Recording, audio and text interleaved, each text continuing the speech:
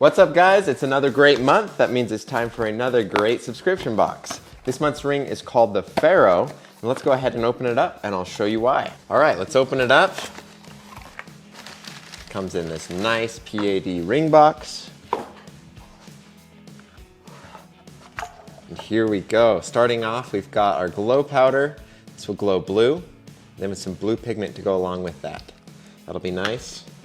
And then getting to the name of the ring, calling this the Pharaoh, if you didn't know, King Tut was actually buried in a solid gold sarcophagus that was accented with a bunch of beautiful Lapis Lazuli. So we've got Lapis Lazuli here, real gold leaf here. This should make for a killer combination. These are gonna look really nice together. And then the blank we chose for this month is made from tungsten. It's gonna handle all sorts of abuse. It's gonna keep really nice, crisp, sharp edges, even if you sand it a bunch. So this should leave us with a really nice, professional looking design. I'm excited to do it. Let's go ahead and get into it. All right, safety first. As always, I've got my face shield here and my dust mask here. I'm going to use these whenever appropriate because I don't want to get injured, obviously. Now, let's go ahead and talk about the process we're going to take on this ring.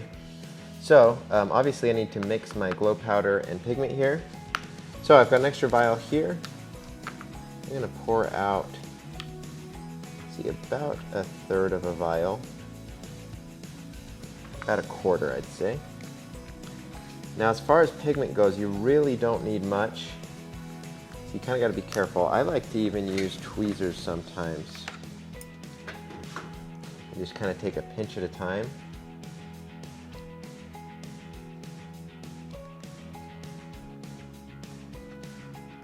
Those two large pinches from these tweezers. Now I'm going to shake this up. Oh shoot. This one. Okay, I'll shake this up and let's see how it's looking. I think that should actually be perfect. It's kind of that baby blue color. Let's do a color sample really quick. I've just got a metal 123 block. I love using these for that purpose. All right, all you need to do is you put down a little dab. I like to use thin glue because it absorbs into it better and gives you a better idea of what the actual color will be. And there you go. You can see that color gets really dark as soon as you get it wet with the CA.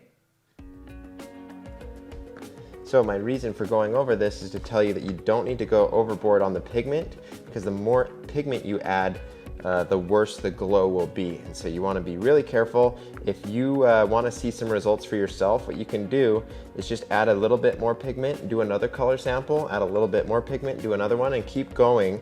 And then when you're done, pull out a UV flashlight and you will be shocked at just what a difference it'll make on how much extra pigment you have. And so my whole point in going over that is just to say, go really light on the pigment when you can. So that should be a perfect color for this ring. Let's go ahead and talk about the next steps. I'll let this harden, then I'll just chip it off. It'll be really easy. This should be more than plenty for this ring, so I've got that ready to go. And then both of these should inlay pretty straightforward. The gold leaf, we don't leave it in sheets because it's actually really difficult to work with in the sheets. It just clings to everything, it's really staticky. So we crumple it up, and that makes it a lot more manageable, a lot more easy to work with. If you just grab a pair of tweezers, you can just pull pieces out one by one and inlay them just like you would any other material. So it's actually really nice to work with them in this form factor. And then the lapis, that's just like any other material we've worked with. It's not super hard in terms of like Mohs hardness scale. So it's going to be a lot easier to sand through, like say for example like sapphire or ruby. Those would be a lot more difficult. So as far as the making goes on this ring, it's actually going to be really straightforward, but we'll be left with some really amazing results. So I'm going to go ahead and get out my expanding ring mandrel. Let's see, I think this one should fit. This is the medium-sized one. Perfect. Okay, so yeah, we'll go ahead and chuck it up on the lathe and we'll start inlaying. All right, so I'll just put the mandrel in the jaws, then put the ring on the mandrel. You don't have to force it on, just put it on the step that it fits the most freely on. Then go ahead and tighten it up. Then you just want to make sure it's on there true. Got it first try. If you don't get it first try, just loosen it up, readjust it. If you see that it's tweaked out on one edge a little bit further, push it back. Maybe hold it in place while you tighten it. Should go easy. The nice thing about tungsten is it's so hard and it's so smooth that it can't really catch on the metal. Even though these are made out of steel, the tungsten is just so much harder that it just kind of slides around freely. So if you've got it on there kind of sideways, if you just tighten that up, it's going to self-correct almost all the time. Tungsten just works really, really well for that reason. So, unsurprisingly, this mounted perfectly true the first time. And the 3 times I tried after that to do it wrong, it went perfect anyways. So that worked really nicely. You don't need to crank this down super tight. You also shouldn't have to worry about putting down a layer of electric tape on the tungsten rings in specific, because these shouldn't crack or shatter like the ceramic can, and they should definitely not scratch from the mandrel like the titanium can. So really nice to work with. Tungsten, definitely my favorite material to work with in terms of ease of use. All right, let's go ahead and start inlaying. All right, so to inlay, I'm going to start with the Lapis Lazuli. Biggest pieces first is typically how I do it. And then I'm specifically going to use a regular viscosity CA glue, or even a thick glue. A thin glue, it just spreads out too quickly. You can't get the glue to stay in the spot that you need it. So I definitely recommend using at least regular viscosity. So I'll just put down a little dab, and just selecting a nice piece of lapis. Prop that in place. Sometimes like this isn't staying up how I want it, and I don't want it to just get buried in powder. So what you can do, rather than using an accelerator and wasting it, you can just grab some of your glow powder, put it in place. That'll really just support the material where you want it. And what's nice, because it's not completely hardened at this point, you can kind of adjust it afterwards. So I got that in place perfectly. Good to go there. Now let's move on to the next one. I won't talk this whole time, I promise. I just want to go over a few things at the first really quick. I'll put down my next dab of glue. I want to put a lot of lapis in this ring. Usually I'm somewhat selective on how I do inlay materials, especially if I've got like 2, 3, even 4 inlay materials that I'm doing. But on this one, the only solid pieces we're doing are the lapis and the gold leaf. That's just kind of a whole different material altogether.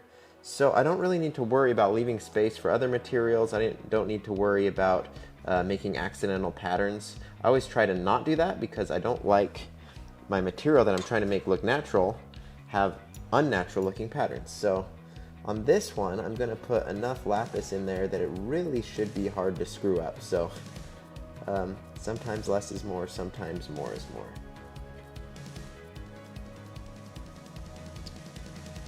That was definitely a little too much powder. That's okay.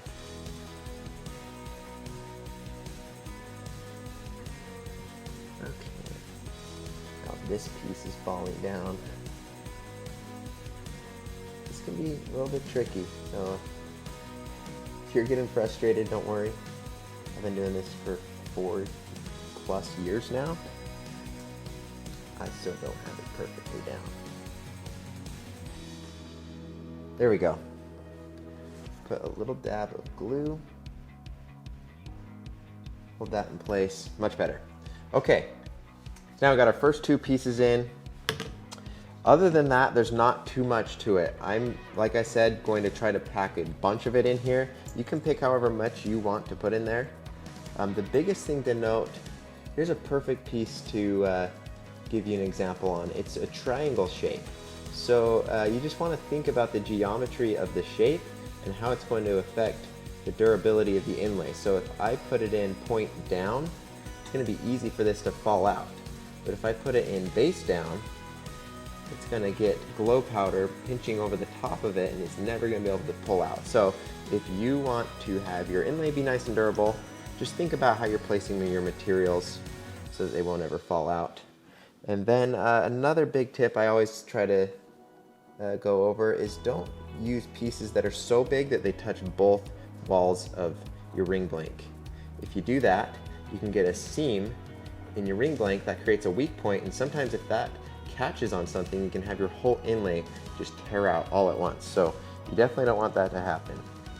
All right, I think that is all the talking I want to do for the lapis. I'm going to go all the way around with the lapis, then we'll get going on the other materials.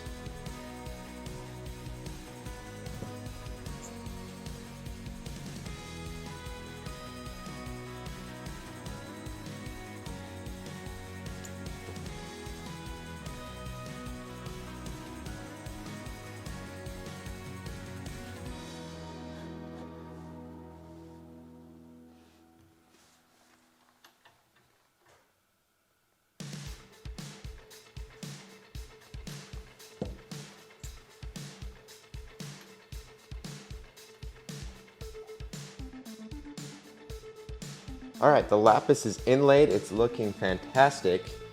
If you noticed in that time lapse, I was switching between regular viscosity like I was talking about using earlier, and then the super thin.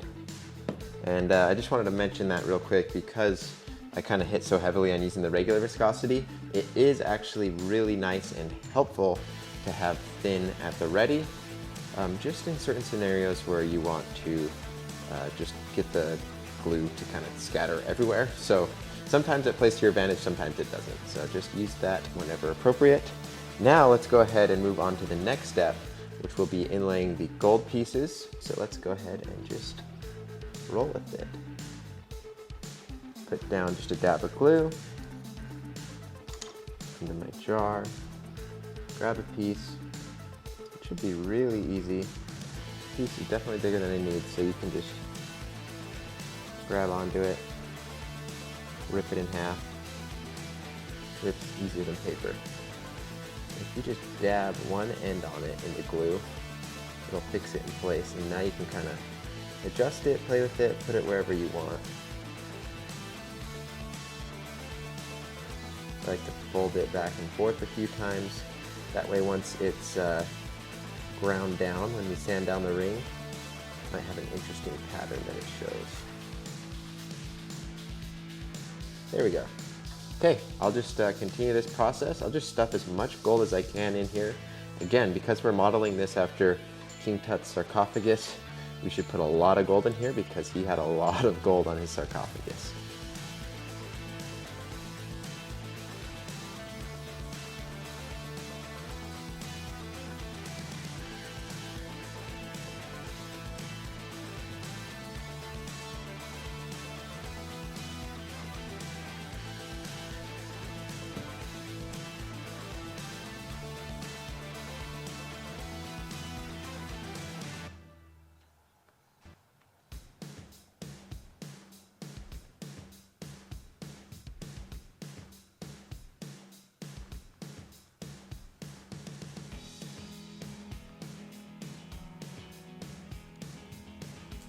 Alright, I went ahead and inlaid it all throughout the entire ring. As you can see, I just crammed it in literally wherever I could fit it. Now what I'm going to do is I'm going to take glow powder. I'm going to go over the whole entire ring just one time, give it one layer, and I'm going to see how it's looking, see if I covered up gold in any places. If I did, I'm going to go in and add some extra gold leaf. After I do that, touch that back up, I'll just continue to add glow powder until I've got the whole inlay above the surface of the tungsten blank. Then we'll be ready to harden it with our accelerator, and then we'll give it a few minutes to harden and completely dry, and then we'll start grinding it away and start with the sanding steps.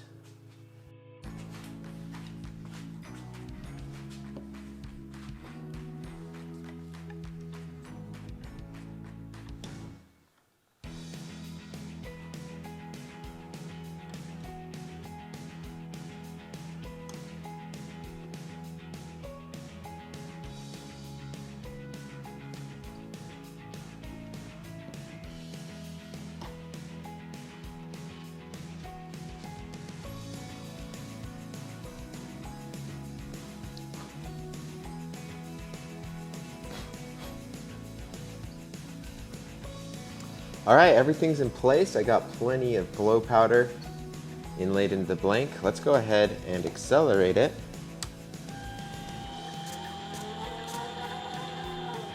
I'm gonna give that about 5 minutes. It's a little bit cold in my shop, so I'm gonna give it a little bit of extra time. Sometimes I give it only like 2 minutes or so if it's warmer, but it's colder, so we'll wait about 5. We'll come back and we'll start grinding into it.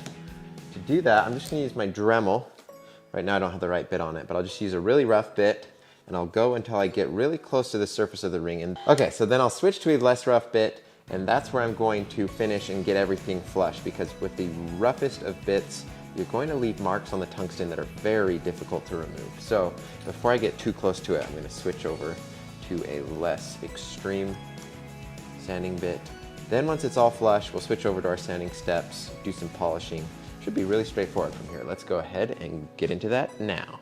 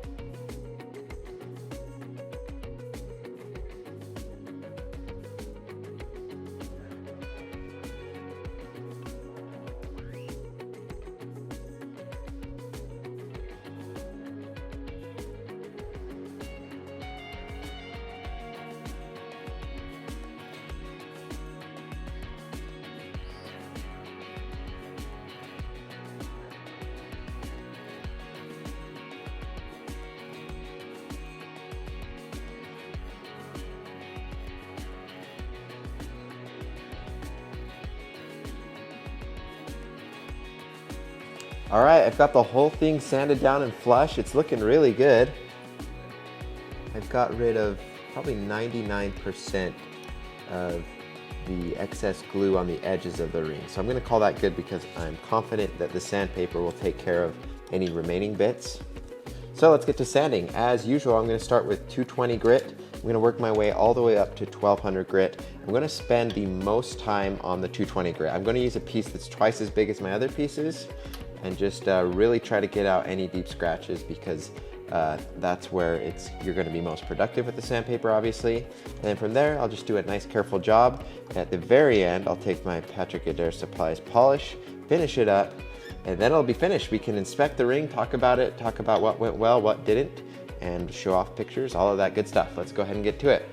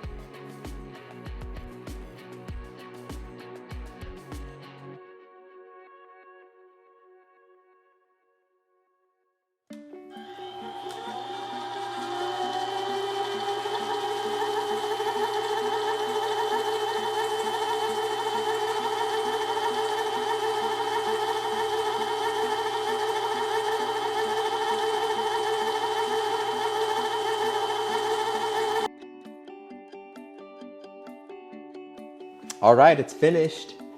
I don't see a single void on it, at least not so far. So I don't have any patching to do.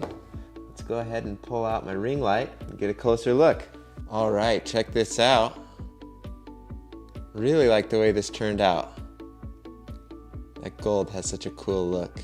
A lot of depth. You can see where it's getting slightly buried by the glow powder. All the sorts of little details on it. Nice. I'd say if I could go back and change one thing, I might add a bit more pigment to our glow powder to try to make it match the lapis better.